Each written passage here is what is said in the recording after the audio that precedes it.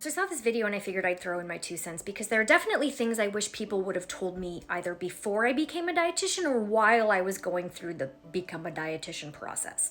I know because I struggled and I cried. So dietitians now need a master's degree. I got my BS in nutrition science and then I got my master's of science in nutrition, and it was hard. Who knew there were so many different varieties of biochemistry classes you could take, but here we are. Now, graduate school for me was significantly more useful than undergrad because not only does it teach you the topic in more depth, it also sort of teaches you how to think. Now, in undergrad, obviously classes like MNT and life cycle nutrition are really useful, especially if you work in clinical. In graduate school, you have a research methods class, which teaches you how to read, understand, interpret research studies, write a paper, which has been completely invaluable. Now, some of y'all may not think this is necessary because of the internet, and for courses like life cycle nutrition, there was a book, and obviously I kept it.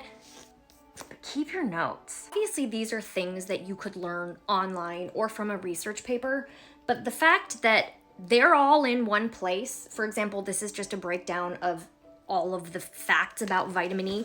The fact that they're in one place, they're organized. This is my vitamin and mineral biochem notebook. They're tabbed, and I know the information is correct. If there was a fire in my house, along with my dog, my children, their, baby belongings, I would be grabbing this. Because if you know me and if you've ever worked with me, this is where all of the flowcharts live. And like the amount of information in this binder is, I thought I lost this once and I almost had a panic attack. So moving on to internships where you basically pay to work. Remember that when it's hard, you're learning something. And even if you don't enjoy the job you're doing, remember that that's teaching you what you probably don't want to do as a dietitian. Personally, I didn't love food service. I didn't love long-term care. Great, I learned that I don't want to do those jobs. And without rotating through positions that you don't like, you'll never learn that you don't want to do that. And lastly, if any other dietitians say this, I'd love your thoughts.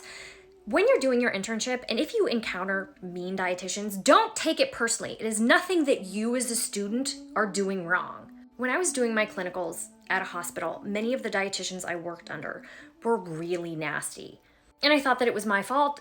It wasn't. Granted, this doesn't excuse their behavior. It was deplorable. My preceptor at the hospital was fantastic, but some of the other dietitians treated me like free labor. Oh, the interns here, I can give them my patients, they can do my work for me, I can sign off on their work, and I can go home. Granted, I don't think all hospitals are like that. I think these dietitians were underpaid, overworked. I think the stress was high. A few of them were very nice, but then there were obviously a few who were very interested in getting their patient seen, going home as quick as possible, and when other dietitians needed help because they had more patients than another dietitian, they were not interested in helping the other people out. I can tell you that I've worked in environments with a lot of other women dietitians, and it's been amazing. That was an anomaly.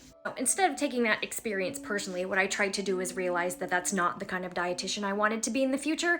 And if I ever had students, which I did down the road, that's not the kind of preceptor I wanted to be. So I hope if anybody who is in the process of becoming a dietitian or is thinking of becoming a dietitian sees this, I hope some of this is helpful.